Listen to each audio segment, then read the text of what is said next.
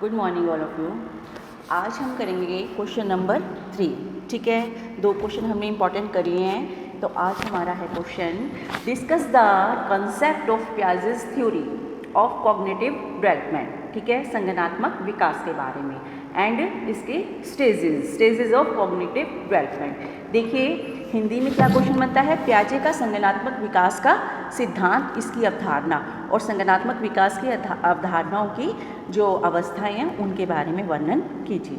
ठीक है बेटा, क्वेश्चन किसी भी रूप में आ सकता है आपका, तो आपका इसमें यही लिखना है जो कॉग्निटिव थ्योरी है संज्ञानात्मक विकास, वो किसने दिया था, पियाजे ने। तो सबसे पहले आप इंट्रोडक्शन दोगे तो मीनिंग क्या होता है इसका संज्ञानात्मक विकास का।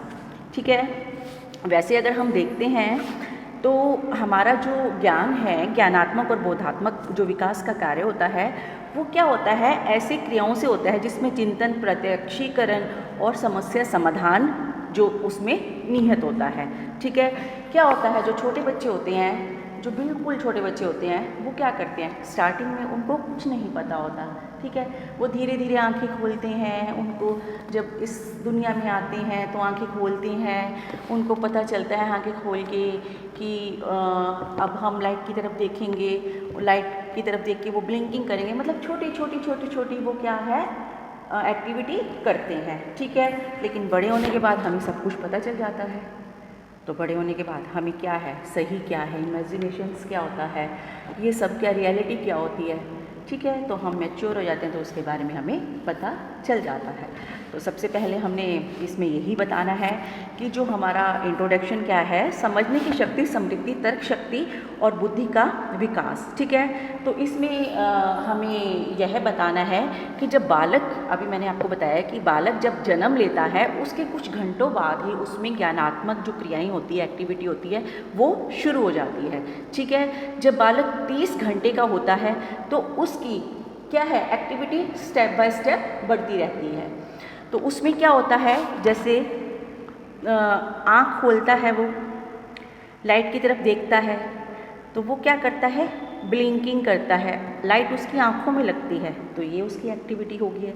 ठीक है, तो अपनी आँखों को क्या करता है, मचकाता है, उसकी ज्ञानात्मक क्रियाएं क्या होती हैं, स्टार्ट हो जाती हैं। तो धीरे धीरे जो क्या होता है, वो ऐसी ही एक्टिविटी, तेज आवाज़ और भी, जैसे मान लीजिए कई बार क्या होती है, आवाज़ें होती हैं, वो उसके कानों में पड़ती है, वो डर जाता है। तो ये सब क्या है, उसकी स्टार्टिंग की एक्टिविटी। ठीक है, तो उसकी जो 5 इंद्रियां होती हैं, आँख, नाक, कान, जीभ तथा त्वचा, धीरे धीरे क्या है, वो एक्टिव हो जाती हैं, क्रियाशील हो जाती हैं। तो इन समस्त शक्तियों के सामूहिक संतुलन एवं विकास को ही हम क्या कहते हैं, ज्ञानात्मक विकास कहते हैं। ठीक है, ये तो नॉर्मल हो गया हमारा ज्ञानात्मक विकास।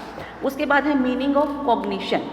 इसमें क्या होता है, यह वह मानसिक प्रक्रिया होती है जिसके द्वारा जो जीव है, जीव को किसी वस्तु, घटना या परिस्थिति का बोध होता है। ठीक है, अथवा उसको क्या होता है, उसके बारे में नॉलेज प्राप्त होती है। तो इसमें 3 चीज़ों को लिया गया है, पहले cognition, affection and connection. Example के तौर पर बताया गया है, कई बार क्या होता है, हमारे सामने अचानक कोई रेंगता हुआ जीव आ जाता है, तो हम उसको देखकर क्या करते हैं, एक बार अनुभूति होती है हमें कि सांप आ गया। ठीक है, तो सांप आने की अनुभूति होती है, लेकिन जो इसका हमें फलस्वरूप जो हमारा इमोशंस होता है उसकी अनुभूति होती है, और उसके उपरांत हम क्या सोचते हैं कि हम भागें, क्योंकि सांप की जब हम देखते, मतलब हमें लगता है कि सांप है, तो हम क्या सोचते हैं, अपनी समस्या का समाधान करने के लिए क्या सोचते हैं, वहाँ से भाग जाएं। ठीक है, तो इस तरह से क्या है, हम सामाजिक परिस्थिति के जो सब संज्ञान समझ लेते हैं और उसके अकॉर्डिंग हम समस्या समाधान भी करते हैं।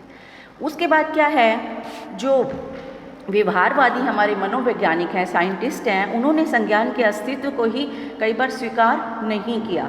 वो क्या है, संज्ञानवादी मनोवैज्ञानिकों ने विभिन्न प्रकार की मानसिक योग्यताओं, जैसे प्रत्यक्षीकरण है हमारा, समस्या समाधान है और चिंतन आदि क्रियाओं का उसके बारे में वर्णन किया है। ठीक है, तो कईयों ने इसको स्वीकार किया है और कईयों ने नहीं किया। उसके बाद क्या है हमारा, कि जो हमारी जब बालक वातावरण में उपस्थित तत्वों के बारे में प्रत्यक्षीकरण करता है, उसको धीरे धीरे पता चलता है, तो उसके विभिन्न प्रकार के जो सिंबल्स होते हैं, प्रतीक होते हैं, उसके आधार पर भी उन तत्वों को समझने की कोशिश करता है। ठीक है। तो धीरे धीरे धीरे धीरे वो क्या है, अट्रैक्ट जो होता है ना, थिंकिंग करना शुरू कर देता है। तो इस प्रकार क्या होता है, इसी आधार पर हम कह सकते हैं कि जो बालक होता है, व्यक्ति वातावरण में उपस्थित विभिन्न प्रकार के जो हमारे स्टिमुलस होते हैं, उद्दीपक होते हैं, उसके द्वारा प्रभावित होता है और उसके अकॉर्डिंग प्रतिक्रिया करता है। ठीक है। तो अपनी पहले वाले जो उद्दीपक होते हैं, जो हमारे स्टिमुलस होते हैं, उसके अकॉर्डिंग क्या है, वो उसके बारे में बताता है। ठीक है। और जो हमारा ये कॉग्निटिव थ्योरी है, इसका प्रॉपर इसमें इसके बारे में इन्होंने स्टॉट ने क्या कहा है, संज्ञानात्मक क्षमता भारी वातावरण के विचार पूर्वक प्रभावपूर्ण ढंग से सुविधा के साथ कार्य करने की क्षमता को कहते हैं। ठीक है। ये था राइटर्स के अकॉर्डिंग। उसके बाद आपने बताना है कि हमारे जो पियाजे हैं, क्योंकि पियाजे का सिद्धांत है, पियाजे का मानना है कि जैसे बच्चों के लिए माता पिता का प्यार, ठीक है, हमारे लिए जब बच्चे हम भी छोटे थे और हमारे छोटे भाई बहन हैं, आगे छोटे बच्चे हैं, तो उनके लिए क्या है, माता पिता दोनों का प्यार ज़रूरी होता है। ठीक है। और दोनों ही जीवन के प्रथम 2 वर्षों के लिए क्या होते हैं, ज़रूरी होते हैं। तो प्रथम 2 वर्षों में हमें ऐसा नहीं है कि पापा की ज़रूरत है या मदर की ज़रूरत है, मदर की ज़रूरत भी होती है और साथ साथ पापा की ज़रूरत भी होती है। ठीक है। मदर की तो हमें बहुत ही नेसेसिटी होती है, क्योंकि बच्चा फीड करता है, मदर के पास सोता है, उठता है, बैठता है। ठीक है। तो पियाजे क्या कहता है, जो स्टिमुलस की अधिक मात्रा प्रदान करने के लिए क्या है, अधिक उसका बल उसको दिया जाता है, तो उसके प्रदान करने के महत्व पर अधिक बल दिया जाता है। इन जो स्टिमुलस होते हैं, तो दोनों प्रकार के स्टिमुलस अर्थात हमारे जो भौतिक हैं और बौद्धिक उद्दीपन, ठीक है, उत्तेजना और प्रोत्साहन करने के लिए इन उद्दीपनों के जो स्टिमुलस होते हैं, रंग, आकार, स्वरूप और उनकी गति में परिवर्तन भी आवश्यक है, टाइम टू टाइम। ठीक है बेटा। इसके बारे में हम बताएंगे, ये तो हो गया इसकी थ्योरी के बारे में। उसके बाद है हमारा क्वेश्चन लॉन्ग कब होगा, जब हम इसके स्टेजेस के बारे में बताएंगे। ठीक है।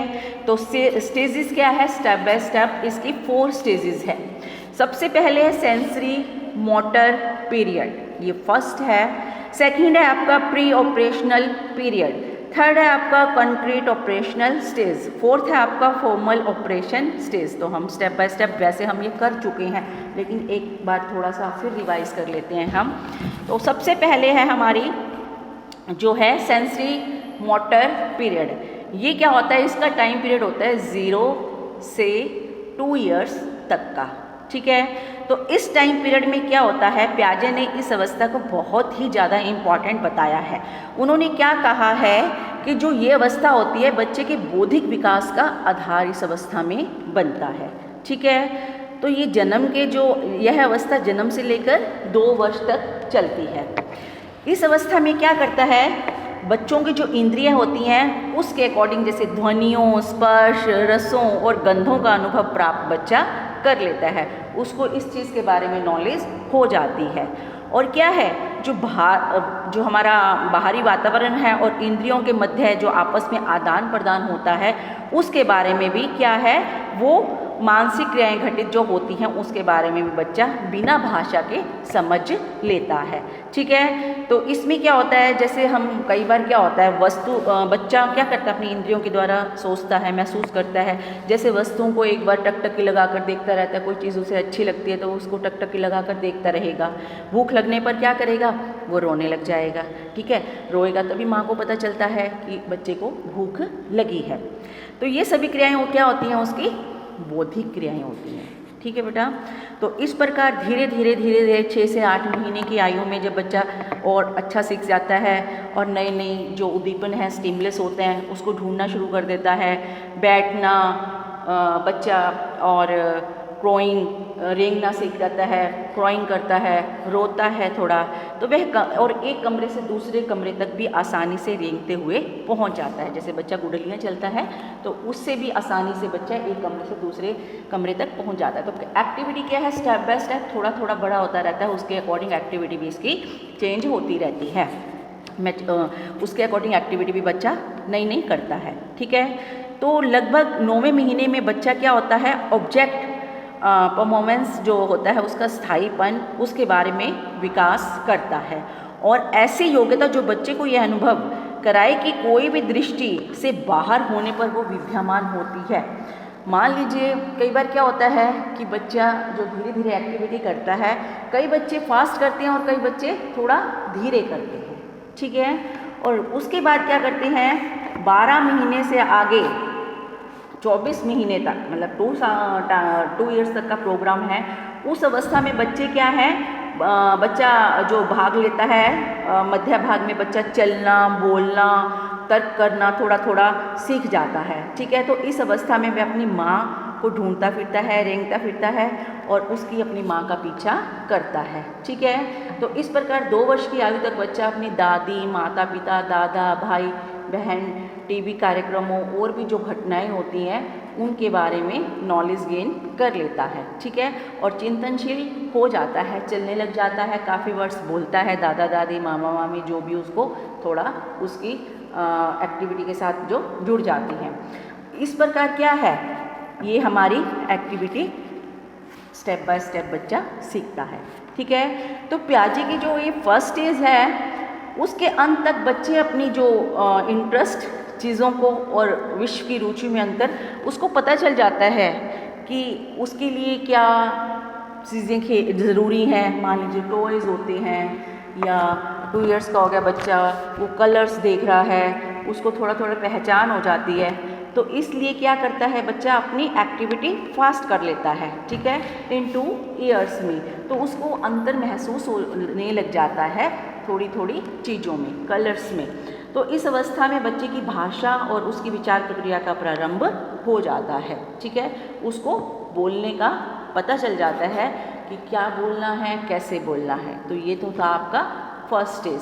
सेकंड स्टेज है आपकी 2 से 6 ईयर तक, जो है हमारी द प्री ऑपरेशनल स्टेज, ठीक है। इस स्टेज में क्या है, 2 से 6 वर्षों तक यह स्टेज मानी जाती है। इस अवस्था में बालक स्वयं केंद्रित न रहकर दूसरों के संपर्क में ज्ञान अर्जित करना सीखता है, ठीक है। तो बच्चे की जो क्षमता है उसमें परिवर्तन आने लगता है, उसके वर्ड मीनिंग्स होते हैं वो बढ़ जाते हैं, उसको पता चल जाता है, उसके शब्दकोश में वृद्धि हो जाती है, ठीक है।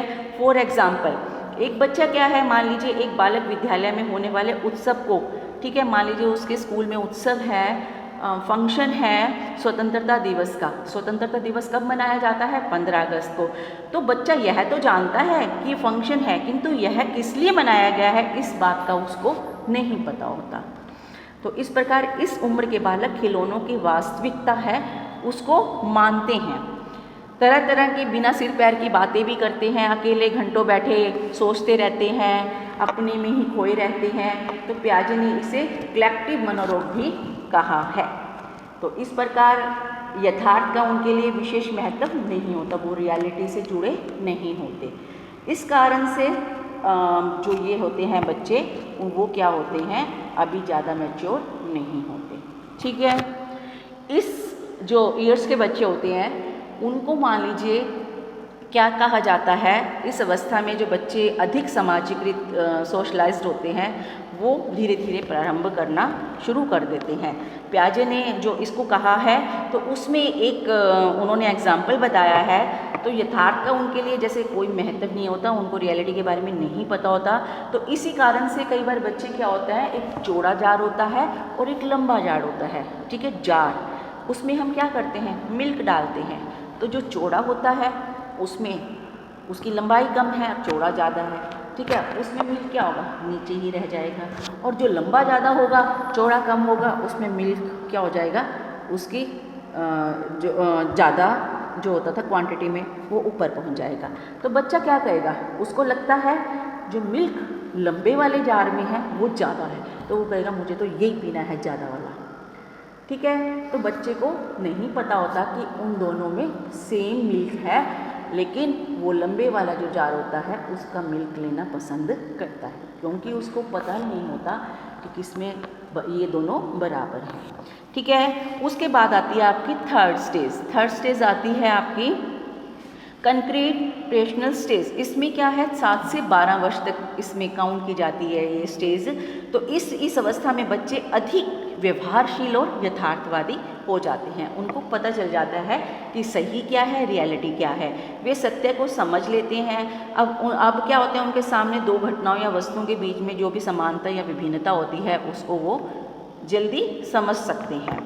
तो इस प्रकार जो 7 से 12 वर्ष की अवस्था में बालक, जो उनके अंदर क्या होता है, बहुत सारी प्रमुख जो नॉलेज है, क्षमताओं का विकास होता है।